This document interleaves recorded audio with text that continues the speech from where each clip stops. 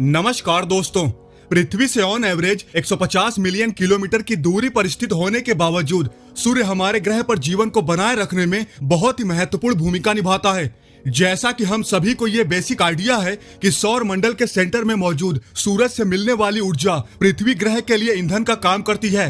हमारे जीवन को सक्षम करने वाले तारे से निकलने वाली रोशनी और गर्मी हमारे क्लाइमेट और वेदर सिस्टम की नींव रखती है। साथ ही हमारे ग्रह पर सभी जीवन को बढ़ने में भी मदद करती है। चाहे वो इंसान हो, जानवर हो या फिर पेड़ पौधे हो, सभी के लिए सूरज बहुत जरूरी है।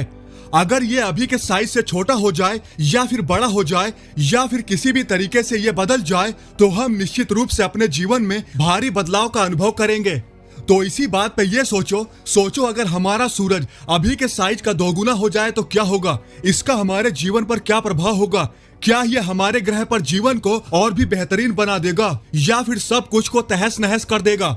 आज की इस वीडियो में हम इसी सवाल के जवाब को जानने की कोशिश करेंगे। तो चलिए शुरू करते हैं। तो दोस्तों, जैसा कि हम जानते हैं कि सूरज 8,65,000 मील चौड़ा है, जो पृथ्वी के डायामीटर से भी 100 गुना से भी ज्यादा है और इसकी परिधि लगभग 2.7 मिलियन मील से भी ज्यादा है।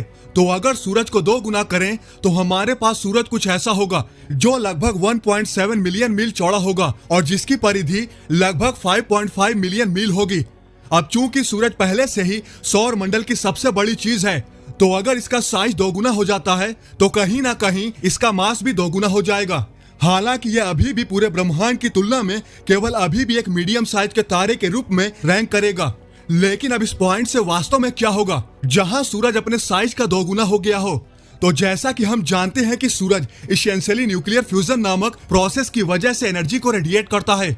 जैसे ही हाइड्रोजन के कण सोलर कोर में हीलियम बनाने के लिए आपस में टकराते हैं, तो इसका वास्तव में मतलब होता है कि सूरज समय के साथ अपना मास खोता जाता है। लेकिन अगर यह प्रोसेस बड़े सूर्य में भी अनचेंज रहता तो 2 गुना मास साथ ही 2 गुना ईंधन स्वाभाविक रूप से एक ब्राइटर और अधिक पावरफुल तारे का निर्माण करता।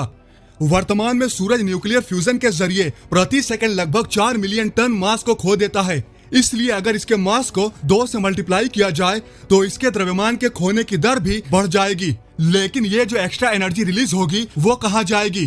तो इसका सिंपल सा जवाब है, सूरज जितना ज्यादा ईंधन जलाएगा उतना ही ज्यादा ब्राइट नजर आएगा। इसलिए ये अब पहले से ज्यादा चमकीला होगा और पहले से ज्यादा बड़ा दिखाई देगा।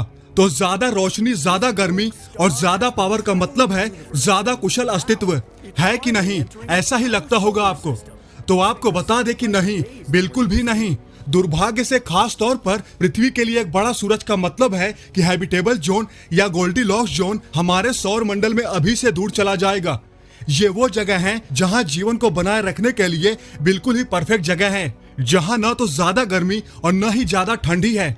लेकिन सूरज का 2 गुना साइज इस रहने योग्य क्षेत्र को पीछे की ओर ढकेल देगा, जिससे हमारी धरती इस क्षेत्र से बाहर निकल जाएगी, जिसका नतीजा ये होगा पृथ्वी पहले से कहीं ज्यादा गर्मी का अनुभव करेगी। लोग तपने लगेंगे, समंदर उबलने लगेंगे, पेड़ पौधे मरने लगेंगे, जो जीवन के लिए किसी भी तरह से अच्छा नहीं है। साथ ही यहाँ तक कि हमारा फिजिकल प्लेनेट अब खुद को सूरज की ओर गिरता हुआ पा सकता है। और ऐसा इसलिए क्योंकि पृथ्वी बिना रुके सूर्य की ओर गिरेगी, क्योंकि इसकी स्पीड और सूर्य से गुरुत्वाकर्षण के बीच संतुलन में भारी बदलाव आएगा। और इसलिए न केवल पृथ्वी अपने करंट ऑर्बिटल पाथ से बाहर हो जाएगी, बल्कि ये ऑर्बिट अब पूरी तरह से अनहैबिटेबल हो जाएगी। क्योंकि जैसे ही ग्रह तारे के चारों ओर नया स्थान पाता है तो उसके ज्वार भाटे के पैटर्न, उसकी रोटेशन स्पीड और उसके वायुमंडल की बनावट बदल जाएगी। मान लीजिए कि मानवता ने किसी तरह से ऐसे बुनियादी बदलावों से बचने का कोई तरीका विकसित कर लिया और शायद हम सभी किसी न किसी अविनाशी इमारत में रहने लगे। तो अगर हम खिड़की से बाहर देखें तो हम वास्तव में क्या देखेंगे? तो जैसे जैसे सूर्य की रोशनी और एनर्जी हम तक और ज्यादा पहुंचती जाएगी, ग्रीन हाउस इफेक्ट जो हम करंट में अनुभव करते हैं वो तेज हो जाएंगे। ध्रुवीय बर्फ की टोपियां लगातार बढ़ती दर से पिघलेंगी। सूरज की बढ़ती गर्मी से हरे भरे क्षेत्र सूख जाएंगे और खत्म हो जाएंगे और बड़े पैमाने पर प्राकृतिक आपदाएं आम बात हो जाएंगी। ट्रॉपिकल साइक्लोन और तूफान पहले कभी न देखे गए साइज तक पहुंच जाएंगे, क्योंकि तापमान में वृद्धि जारी रहेगी, क्योंकि समय के साथ साथ पृथ्वी सूरज के और करीब जाती रहेगी। और मान लो किसी तरह से इंसान अपनी दोनों उंगलियों को क्रॉस करके ये प्रार्थना करे कि हे भगवान, हमारा ग्रह सूरज में ना गिरे और किसी तरह से एक स्थिर कक्षा में रुका रह जाए।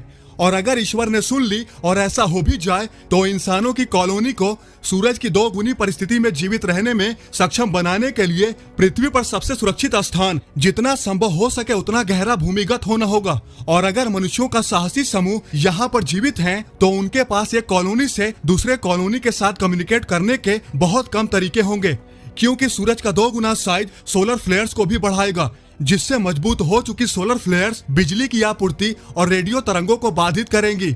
हम जमीन के नीचे भीषण गर्मी में छिपे रहेंगे। भोजन उगाने या पानी के स्रोत के लिए बहुत कम साधन होंगे, जो हमें बहुत ज्यादा दिनों तक सरवाइव करने में मदद नहीं करेंगे।